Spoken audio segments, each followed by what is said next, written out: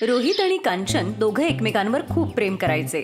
रोहित खूप श्रीमंत होता तर कांचन गरीब घरची होती आणि याच गोष्टीवरून त्यांच्या लग्नासाठी खूप अडचणी येत होत्या.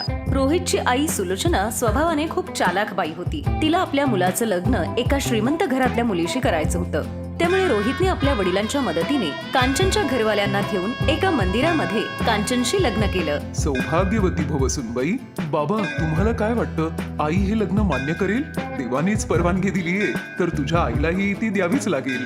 बरं चला, आता आपण कांचन सुनबाईला घरी घेऊन जाऊया. आई, मला आशीर्वाद दे की मी सासूबाईंचं मन जिंकू शकेन. अगं पोरी, मला पूर्ण खात्री आहे की तू एक ना एक दिवस तुझ्या सासूबाईंचं मन नक्की जिंकशील आणि माझा आशीर्वाद कायम तुझ्या पाठीशी असेल. त्यानंतर मग कांचन रोहित आणि आपल्या सासऱ्यांबरोबर घरी येते. पण हे काय, जसा विचार केला होता त्याच्या अगदी विरुद्धच झालं. कांचनच्या सासूबाई तिच्यावर अजिबात रागावलेल्या नव्हत्या. उलट त्या तर औक्षणाचं ताट घेऊन त्या दोघांचीही वाट बघत होत्या. आणि हे बघून रोहित आणि त्याचे वडील आश्चर्यचकित झाले. त्यांना वाटलं होतं की सुलोचना सगळं घर डोक्यावर घेईल, पण असं काहीच झालं नाही. ये सुनबाई, घरात ये. या घरात तुझं स्वागत आहे. लग्न तर तुम्ही गुपचूप केलं, पण रिसेप्शन मला धूमधडाक्यात करायचंय. माझी पण तर काही स्वप्न आहेत. सगळ्या नातेवाईकांनी, आजूबाजूच्या लोकांनी माझ्या सुनेचं कौतुक करावं. हो सुलोचना, बरोबर म्हणतेस. मी आजच रिसेप्शनची तयारी करून घेतो. कांचन खुश होती की तिची सासू तिच्याशी खूप चांगली वागत होती.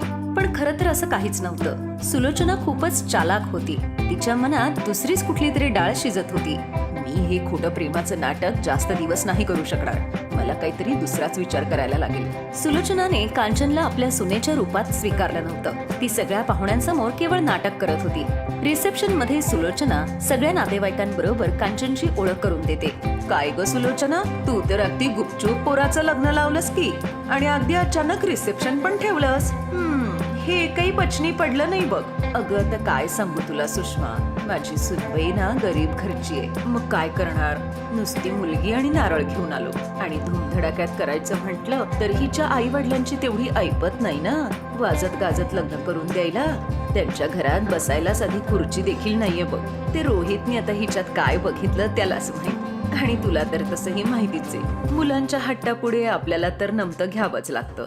नाहीतर मी तर हिला कधीच माझी सून म्हणून स्वीकारलं नसतं बघ. बरं, तुम्ही आलायत आता रिसेप्शनला तर छान जेवण करून मग जा. बबली, उषा, ऐकताय ना? रिसेप्शन मध्ये खूप खर्च केलाय. एक एक पदार्थ अगदी नामांकित शेफ कडून बनवलाय. सासूचं बोलणं ऐकून कांचनच्या डोळ्यात पाणी येतं. तेव्हाच तिथे तिचे आई वडीलही येतात. कांचन आपले डोळे पुसते.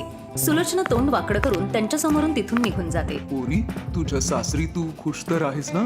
कांचन, तुझी सासू तुला काही बोलली तर नाही ना बाई? नाही नाही आई, बाबा, अहो सासूबाई तर माझ्यावर खूप प्रेम करतात. तुम्हाला माहितीये, मी आल्यापासून मला एकही काम करू दिलं नाहीये.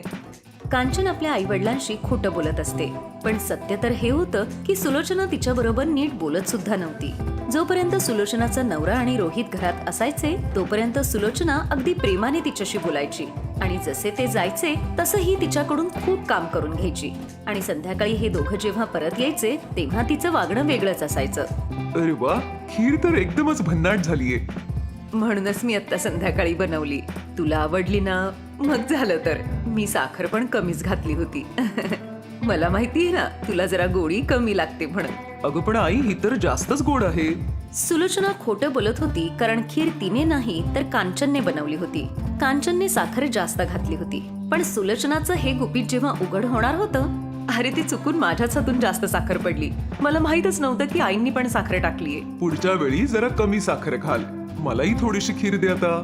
कांचनने ती वेळ सांभाळून आपल्या सासूचा आदर वाढवला होता. पण सुलोचनाला याच्याशी काही घेणं देणं नव्हतं. घरातली सगळी कामं कांचन करत होती, पण सुलोचना मात्र या सगळ्याचं क्रेडिट स्वतःवर घेत होती. पण कांचन या गोष्टीसाठी कधीच काही बोलत नव्हती. हिला तर काही फरकच पडत नाहीये. सगळ्या कामाचं क्रेडिट मी माझ्यावर घेतेय तरी काही फरक पडत नाहीये. मला काहीतरी वेगळाच विचार करावा लागेल. हिची डाळ अशी शिजणार नाही. मला सोनियाला बोलवायलाच लागेल. हॅलो सोनिया बेटा, मी बोलतीये. हो, तू काही दिवसांसाठी इकडे ये. सोनिया सुलोचनाच्या मैत्रिणीची मुलगी होती. सुलोचनाला सोनियाला आपल्या घरची सून बनवायची होती, पण रोहितने कांचन बरोबर लग्न केलं होतं. सुलोचनाला वाटत होतं की काहीतरी करून कांचन या घरातून निघून जावी आणि सोनिया या घरची सून व्हावी. नमस्ते काकू, बरं झालं तुम्ही मला बोलवून घेतलं. तसंही मी घरी खूप बोर होत होते. आणि मला तुमची कंपनी खूप आवडते. झालं तर मग आता आरामात इथेच काही महिने राहा तू. माझी तर इच्छा आहे की तू कायमचीच इथे राहायला यावंस, पण त्यासाठी तुला तुझ्या मार्गातले अडथळे बाजूला करावे लागतील.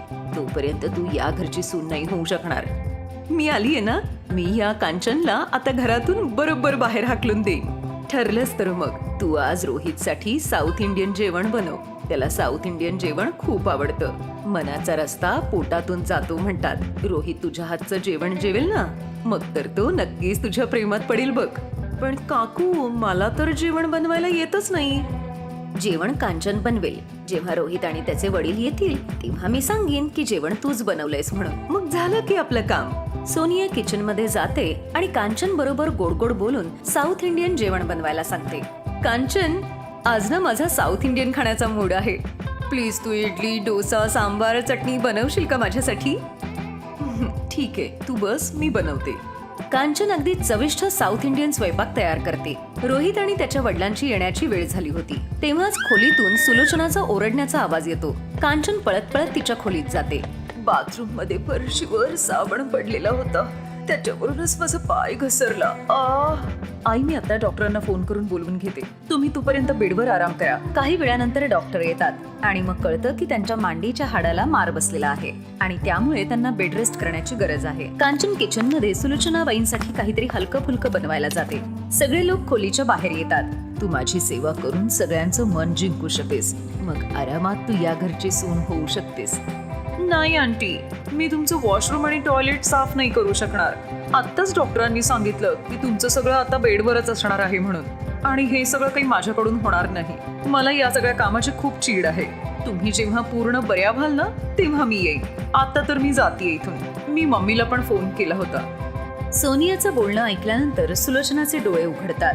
ती जिला आपलं समजत होती ती खरं तर आपली नव्हतीच. थोड्या वेळानंतर कांचन तिच्या खोलीत येते. सुलोचनाला आपल्या हाताने ती जेवण भरवते आणि मग त्यानंतर औषध देऊन त्यांना वॉशरूम करवते. कांचन सुलोचनाची खूप सेवा करत होती. आपल्या सुनबाईचं एवढं चांगलं वागणं बघून सुलोचनाच्या डोळ्यात पाणी येतं. ती कांचन बरोबर खूपच वाईट वागली होती. अच्छा आंटी, मी निघते आता. तुम्ही मला कधीही फोन करा इथे येण्यासाठी. मी नक्की येईन परत. नाही पोरी, आता उगाच त्रास घेण्याची आणि विनाकारण इथे येण्याची तुला काहीच गरज नाहीये. माझी सून आहे माझी सेवा करायला आणि माझी काळजी घ्यायला. तू तुझी काळजी घे आणि हो, जेव्हा लग्न करशील तेव्हा पत्रिका द्यायला नक्की ये.